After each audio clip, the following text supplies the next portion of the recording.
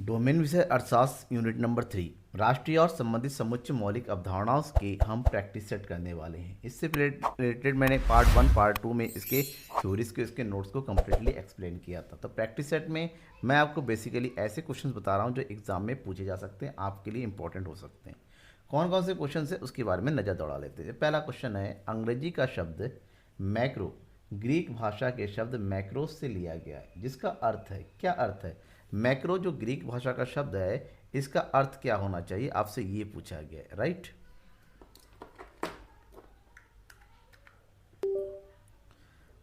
तो यहां पर मैक्रो जो ग्रीक भाषा का शब्द है, इसका अर्थ होता है व्यापक। व्यापक मतलब बड़ा, ठीक है ना, लार्ज। तो ऑप्शन नंबर बी हमारा सही होगा। क्वेश्चन नंबर सेकंड, समष्टि अर्थशास्त्र की निम्नलिखित में से कौन सी विशेषताएं हैं? समष्टि अर्थशास्त्र का मतलब समझते हैं ना, जो संपूर्ण अर्थव्यवस्था के बारे में अध्ययन करता है। तो देखिएगा समष्टि अर्थशास्त्र की विशेषताएं कौन कौन सी है। समष्टि अर्थशास्त्र में राष्ट्रीय आय, कुल रोजगार, सामान्य कीमत आदि का अध्ययन किया जाता है। पहला तो बिल्कुल सही है। दूसरा देखिए, समष्टि अर्थशास्त्र में संपूर्ण अर्थव्यवस्था, जब संपूर्ण अर्थव्यवस्था होता है ये भी सही है, मतलब दोनों सही है। और नीचे तरह का उपरोक्त सभी, तो गलत का ऑप्शन नहीं होना चाहिए, यानी कि हमारा आंसर होगा ऑप्शन नंबर डी। इस तरह से हम आंसर का ऑप्शन इजीली ढूंढ सकते हैं। क्वेश्चन नंबर 3, समष्टि अर्थशास्त्र के क्षेत्र में निम्नलिखित में से कौन सा अध्ययन विषय शामिल है? समष्टि अर्थशास्त्र के अध्ययन विषय, समष्टि अर्थशास्त्र में संपूर्ण अर्थव्यवस्था से संबंधित विषयों का अध्ययन किया जाता है। जैसे आय एवं रोजगार का सिद्धांत संपूर्ण अर्थव्यवस्था से जुड़ा हुआ है। सामान्य कीमत स्तर संपूर्ण अर्थव्यवस्था से जुड़ा हुआ है। व्यापार चक्र का सिद्धांत, ये भी पूरी अर्थव्यवस्था से जुड़ा हुआ है। तो तीनों ही समष्टि अर्थशास्त्र के अंग हैं, तो हम चूज करेंगे ऑप्शन नंबर डी हमारे राइट आंसर में। क्वेश्चन नंबर 4, मूल्यह्रास आरक्षित कोष की आवश्यकता क्यों होती है? मूल्यह्रास आरक्षित कोष मतलब डेप्रिसिएशन रिजर्व फंड। डेप्रिसिएशन का मतलब जब किसी स्थिर संपत्ति की मूल्य में कमी होती चली जाती है, तो होने वाली कमी के बराबर हम एक कोष बनाते हैं। कोष क्यों बनाते हैं? क्योंकि माल सूची का स्टॉक करना है, विज्ञापन करना है, या पुनः स्थापन करना है। तो मेरा राइट आंसर होगा पुनः स्थापना। क्योंकि जिसकी वैल्यू कम होती चलती है, एक दिन उसकी वैल्यू जीरो हो जाएगी, उसकी जगह हमें नई वैल्यू चाहिए, नई मशीन चाहिए, नया एसेट्स चाहिए। तो नए एसेट्स खरीदने के लिए हमारे पास पैसा होना चाहिए, इसलिए मूल्यह्रास आरक्षित कोष बनाया जाता है। तो ऑप्शन नंबर कौन सा होगा हमारा? सी। स्टॉक चर कैसा चर है? स्टॉक चर समयकाल में होता है। स्टॉक चर अगत्यात्मक चर है। अगत्यात्मक मतलब होता है स्थिर होना, जिसमें परिवर्तन नहीं होना। ए और बी दोनों इनमें से कोई नहीं। तो स्टॉक मतलब होता है एक निश्चित समय बिंदु पर मापी जाने वाली मात्रा। तो हमारा ऑप्शन होगा बी, एक निश्चित समय बिंदु पर कोई भी चीज़ स्थिर हो रहता है, परिवर्तित नहीं हो सकता। प्रति इकाई समय अवधि पर मापी जाने वाली मात्रा कौन सी होती है? जब हम प्रति इकाई की बात करते हैं, जैसे प्रति दिन, प्रति माह, तो ऐसे अवधि में, ऐसे समय के साथ मापी जाने वाली मात्रा को हम क्या बोलते हैं? प्रवाहचार बोलते हैं, फ्लो बोलते हैं इंग्लिश में, दैट इज फ्लो। ठीक है। क्वेश्चन नंबर 7, परिवार की आय किस चर का उदाहरण? आय, आय जो ऐसी होती है जो हमें कैसे मानते हैं? आय, आपकी इनकम कितनी है, हम बोलते हैं ना इनकम कितनी है, पर डे की, पर मंथ की, पर वीक की, पर एनम की। तो यहाँ पर जब टाइम जुड़ जाता है तो हमारा बन जाता है वो प्रवाह। क्या बन जाता है? प्रवाह। Option number B. Question number 8, Delhi से आगरा के बीच, दिल्ली और आगरा के बीच 120 किलोमीटर की दूरी प्रति घंटे की रफ्तार से चलने वाली कार, एक तो है 120 किलोमीटर की दूरी और 120 किलोमीटर की प्रति घंटा की रफ्तार चलने वाली कार सम्मिलित करती है। ठीक है। एक तो आगरा और बीच की दूरी जो स्थिर है, परिवर्तन नहीं हो सकता। जिसका स्पीड है जो घटता बढ़ता रहता है, जो घटता बढ़ता रहता है वो प्रवाह है, जो परिवर्तन नहीं हो सकता वो स्टॉक है। जिसका मतलब यहाँ पर ये स्टॉक भी है और ये प्रवाह दोनों है। Option number C. Question number 9, परिवारों द्वारा फर्मों को कारक सेवाएं प्रदान करने पर क्या था? अगर परिवार कारक सेवाएं प्रदान करने के बदले में, ठीक है ना, क्या प्राप्त होता है? परिवार द्वारा फर्मों को कारक सेवा प्रदान करने जाने पर होता है वास्तविक प्रवाह। वास्तविक प्रवाह होता है। वास्तविक प्रवाह का मतलब होता है मौद्रिक प्रवाह, सेवाओं का प्रवाह और ए और सी। देखिए वास्तविक और सेवा, यानी कि वस्तु और सेवा का प्रवाह होता है। ए और सी दोनों सही है, तो ऑप्शन नंबर ए एंड सी यानी कि डी होगा। आय के चक्रीय प्रवाह के कारण, आय के चक्रीय प्रवाह के कारण है सरकारी हस्तक्षेप का होना, वस्तु और सेवा का उत्पादन होना, उत्पादकता परिवार के क्षेत्र में परस्पर निर्भरता का होना, मुद्रा का आविष्कार। देखिए आय का चक्रीय प्रवाह ये बताता है कि उत्पादक और परिवार क्षेत्र के बीच में कैसा संबंध है। तो option number C right answer होगा।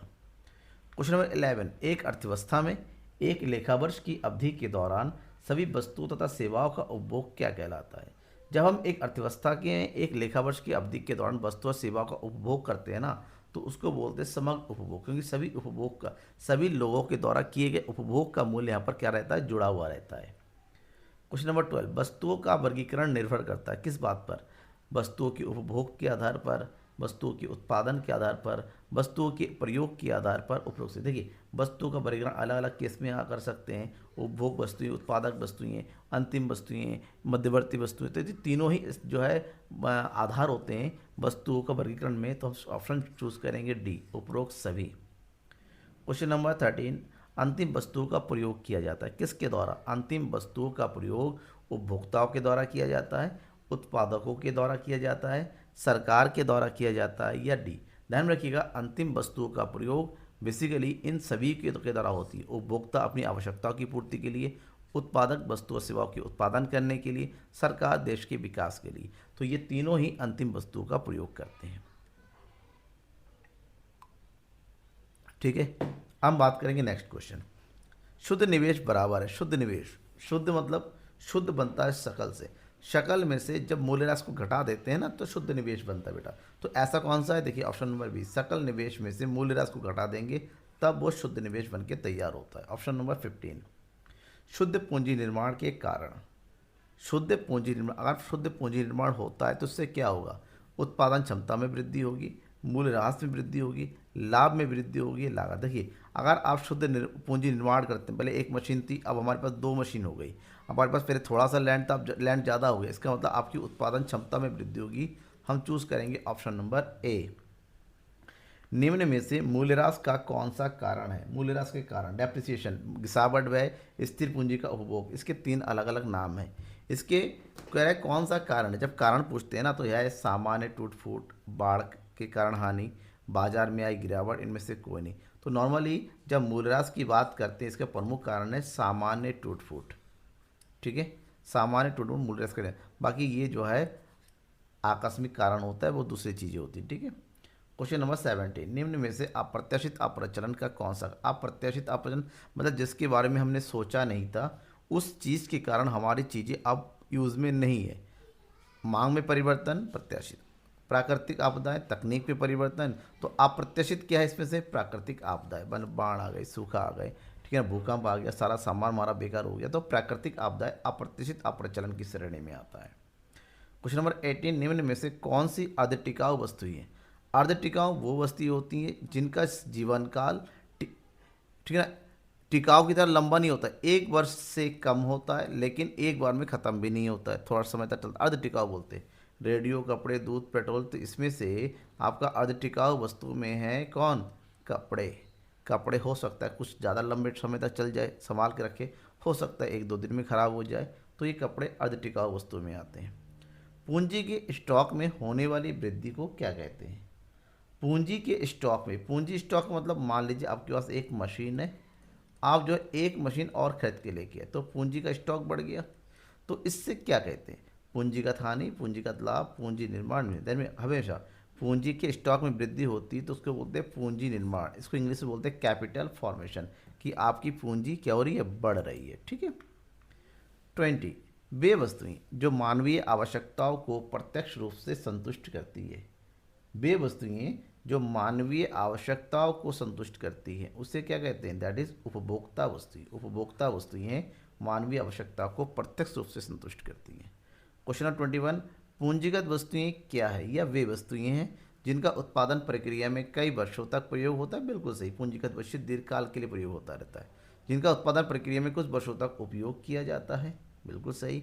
जिनमें मूल्यह्रास की हानि शामिल होती है, ये भी सही। इसका मतलब होता है जिनका उत्पादन प्रक्रिया कुछ वर्षों तक हो, कुछ मतलब कम समय, लेकिन हम ये बात करेंगे जिनका उत्पादन प्रक्रिया में कई वर्षों तक प्रयोग होता है और इन पर मूल्यह्रास की हानि शामिल। तो ए भी सही है, सी भी सही है। इस केस में हम यूज़ करेंगे ऑप्शन नंबर डी, दोनों ए और बी।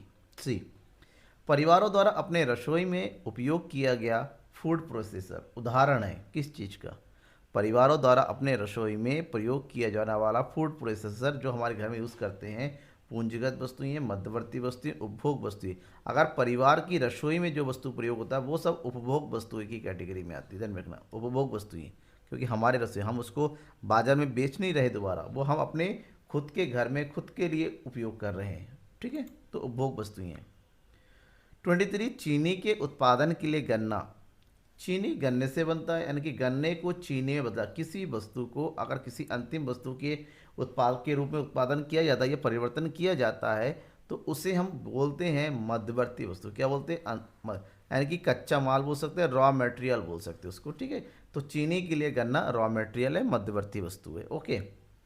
यदि एक कार यदि एक कार टैक्सी चालक द्वारा खरीदी जाती है, टैक्सी चालक मतलब मार्केट में जो रोड पे चलाएगा, इनकम अर्न करेगा। एक कार एक घरेलू उपयोग के लिए खरीदा जाता है, टैक्सी चालक इनकम के लिए खरीदेगा।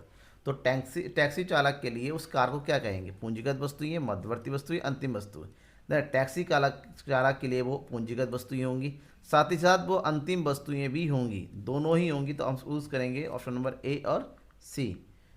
25 टीवी, रेडियो, वॉशिंग मशीन आदि उदाहरण है किस चीज़ का? टिकाऊ उपभोक्ता वस्तुएं का, अर्ध टिकाऊ उपभोक्ता वस्तुओं का, एकल उपभोग वस्तुओं का। तो हम देंगे रेडियो, टीवी, वॉशिंग मशीन एक टिकाऊ वस्तु का उदाहरण है। तो option number A is right. 26 चक्रीय प्रवाह में शामिल होता है कौन सा? चक्रीय प्रवाह में वास्तविक प्रवाह और मौद्रिक प्रवाह दोनों ही शामिल होते हैं। जब दोनों ही सही है तो हम चूज करेंगे ऑप्शन नंबर ए और बी दोनों। 27 परिवार फर्मों को निम्नलिखित में से कौन सी सेवाएं प्रदान करते हैं? परिवार द्वारा फर्मों को क्या दिया जाता है? भूमि दिया जाता है, सही।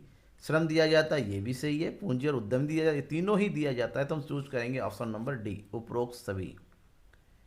28 चार क्षेत्रीय अर्थव्यवस्था के चक्रीय प्रवाह में संतुलन के लिए शर्त निम्नलिखित में कौन सी है? अगर हम किसी एक चार क्षेत्रीय अर्थव्यवस्था की बात करते हैं तो चार क्षेत्रीय अर्थव्यवस्था में चार क्षेत्र होते हैं। कौन कौन सा होता है? घरेलू क्षेत्र, उत्पादक क्षेत्र, सरकारी क्षेत्र और शेष विश्व। तो हमारा कौन सा ऑप्शन सही हो गया? सी।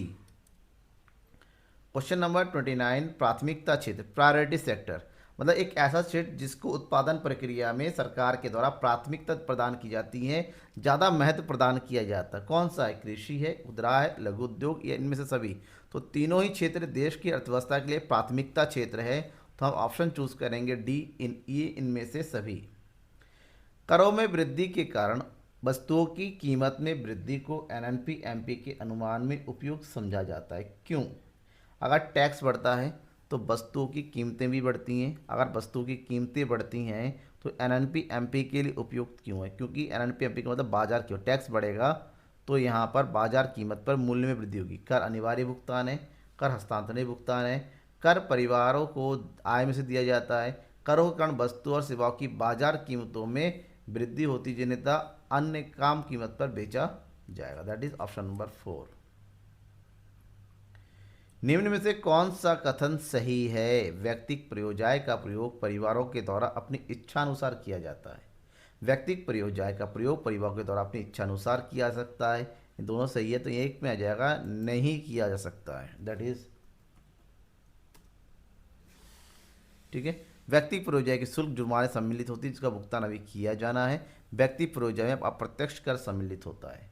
व्यक्तिक प्रयोज्य आय में अप्रत्यक्ष कर, क्योंकि व्यक्तिक आय में से प्रत्यक्ष कर को घटाने के बाद ही व्यक्तिक प्रयोज्य आय बनता है जिसको एक उपभोक्ता अपनी इच्छा अनुसार प्रयोग कर सकता है। Option number A first. सरकारी क्षेत्र को शुद्ध घरेलू उत्पाद से प्राप्त कारक आय बराबर है किसके? सरकारी क्षेत्र को शुद्ध घरेलू उत्पाद से प्राप्त कारक आय किसके बराबर होगा? विभागीय उद्यमों को की जाने वाली संपत्ति उद्यमी से प्राप्त सरकारी है, गैर विभागीय उद्यमों की बचतें। तो ऑप्शन होगा दोनों ही का टोटल शुद्ध घरेलू उत्पाद से प्राप्त आय होगा। सरकारी क्षेत्र की बात करते हैं तो निम्नलिखित में से कौन जीडीपी को कल्याण का एक अनुपयुक्त सूचकांक बताता है? जीडीपी कल्याण के बारे में अच्छे सूचकांक नहीं बताता है क्योंकि जीडीपी में गैर मौद्रिक लेन देन शामिल नहीं होते हैं, बाह्यताएं शामिल नहीं होती हैं और जीडीपी की वितरण रचना सटीक नहीं है। तो ऑप्शन नंबर हम 4 करेंगे। तीनों ही कारण जीडीपी कल्याण का उचित सूचक नहीं है। 34 वास्तविक राष्ट्रीय आय से अभिप्राय है? चालू कीमतों पर राष्ट्रीय आय से, कारक कीमतों पर राष्ट्रीय आय से, स्थिर कीमतों पर राष्ट्रीय आय से। ध्यान रखिएगा जब हम वास्तविक राष्ट्रीय आय की बात करते हैं तो ये हमेशा स्थिर कीमतों की बात करते हैं, इसको बोलते हैं बेस ईयर। ऑप्शन नंबर 3 हमारा राइट है। क्वेश्चन नंबर 35 जीएनपी अभिस्फीतक। जब हम जीएनपी अभिस्फीतक की बात करते हैं तो इसका राइट आंसर होगा क्या? राइट आंसर होगा वास्तविक राष्ट्रीय आय बटे मौद्रिक राष्ट्रीय आय।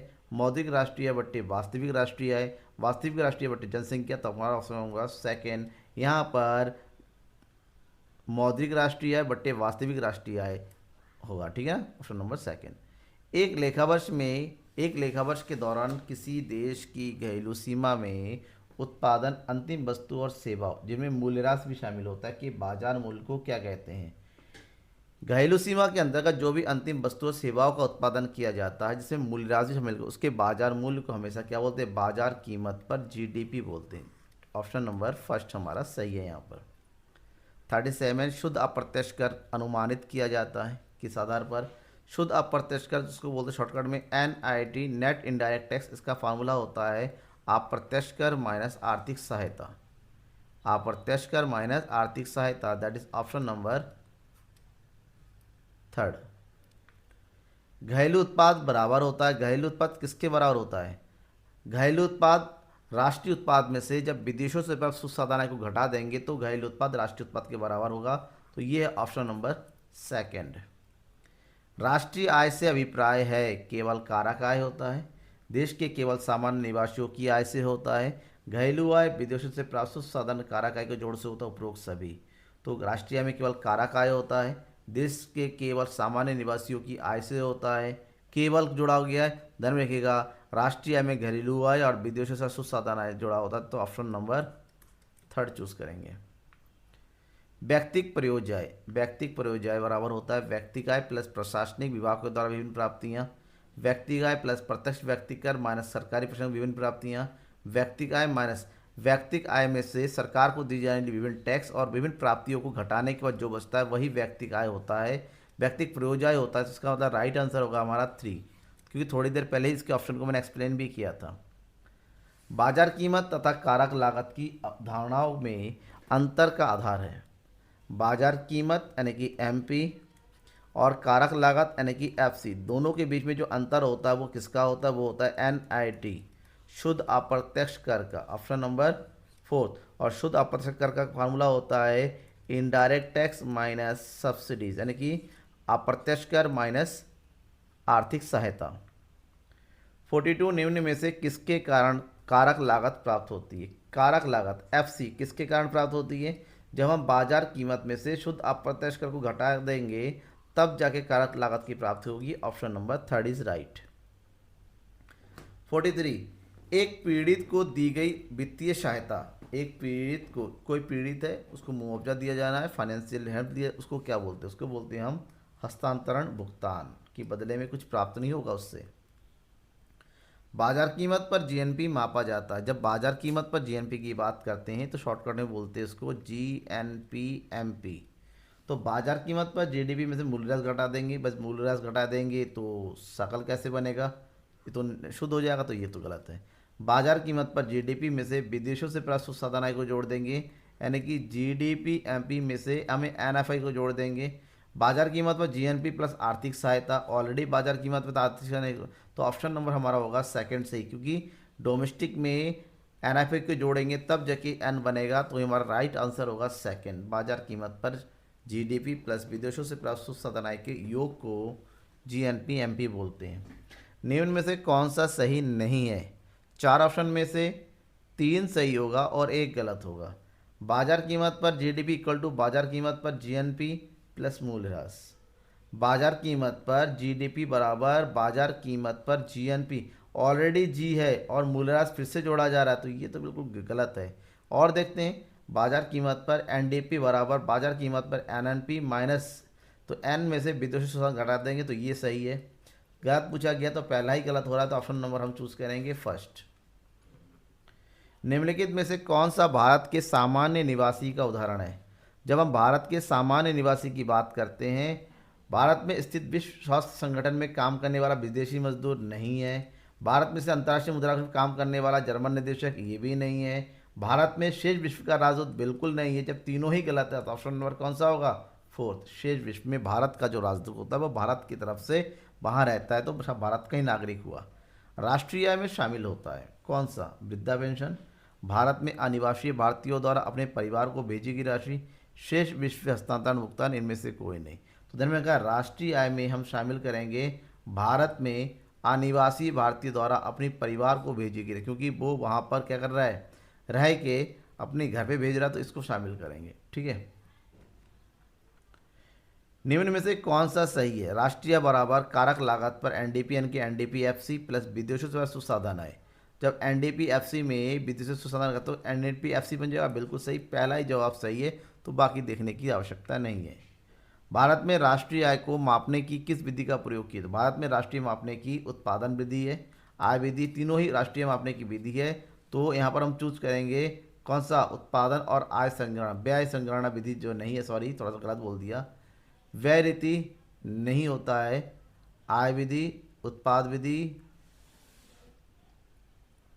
भारत में प्रयोग किया जाता है, दो विधियां, व्यय विधि नहीं, उत्पाद विधि और आय विधि। राष्ट्रीय एक मापक है किस चीज़ का? देश के कुल निर्यात की, देश के कुल आयात की, कुल उत्पाद की, देश की कुल राष्ट्रीय, तो ध्यान में रखिएगा, राष्ट्रीय आय देश के कुल उत्पादन का एक माप होता है। भारत में प्रति व्यक्ति आय का अनुमान सर्वप्रथम किसने लगाया था? आपका राइट आंसर होगा दादा भाई नौरोजी ने लगाया था। ध्यान में रखिएगा, कुछ चीज़ें हमको याद कर लेनी है ताकि आगे जाके गलत ना हो। साधन लागत पर राष्ट्रीय आय को ज्ञात करने के लिए N1P में से क्या घटाया जाता है? अगर हमें साधन लागत पर राष्ट्रीय निकालना है, NNP, ठीक है, NNP साधन लागत पर निकालना है, और NNP में से कुछ नहीं दे रखा है, तो ये हमारे साथ क्या होता है? NNP MP होता है। तो MP से FC लाने के लिए शुद्ध अप्रत्यक्ष कर को घटा दिया जाता है। क्या घटाया जाता है? शुद्ध अप्रत्यक्ष कर को,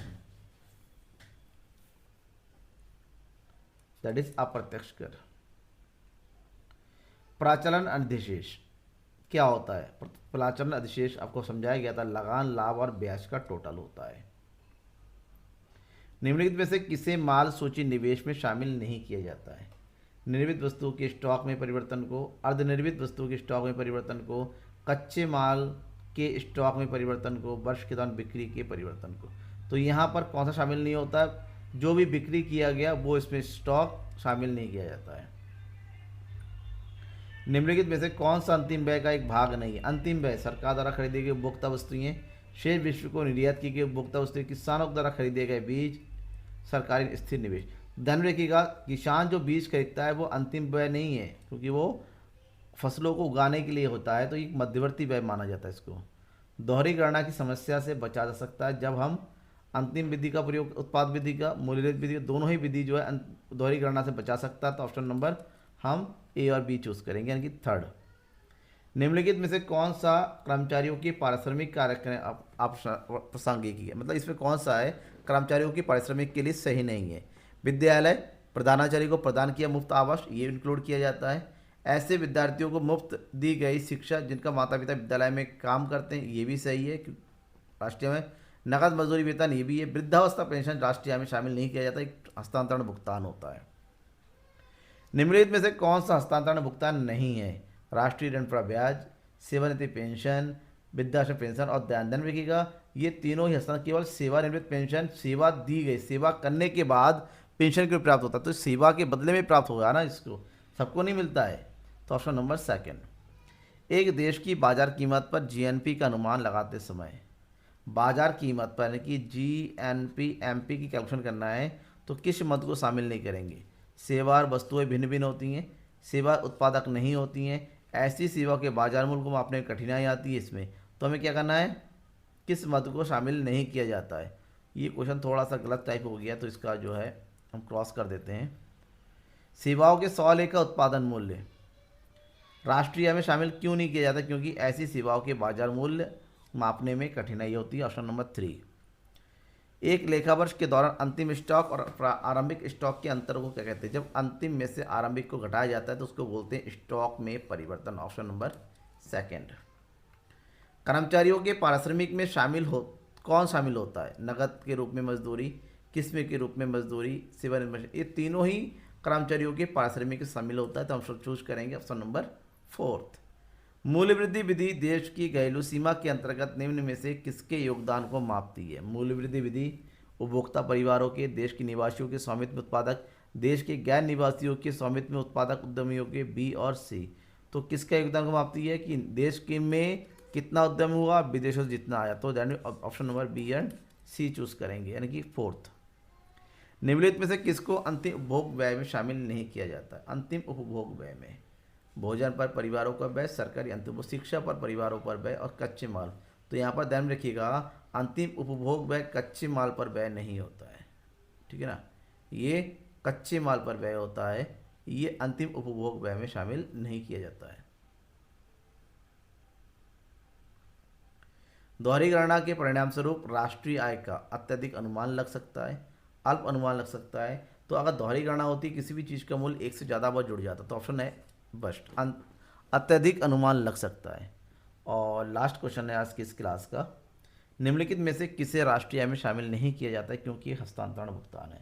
विदेशों में वैसे आपके माता पिता द्वारा जन्मदिन के उपहार के रूप में भेजे गए चेक, अनिवासी भारतीयों द्वारा अर्जित मजदूरों को भारत में अपने माता पिता को भेजना, घरेलू उत्पादन पर उत्पादन मूल्य। भाई उत्पादन मूल्य तो शामिल होता है, कौन सा शामिल नहीं होता है? ऑप्शन नंबर फर्स्ट, माता पिता जन्मदिन पर उपहार, जो उपहार होता है, गिफ्ट होता है, वो जो है हस्तांतरण भुगतान है, ठीक है, ऑप्शन नंबर फर्स्ट।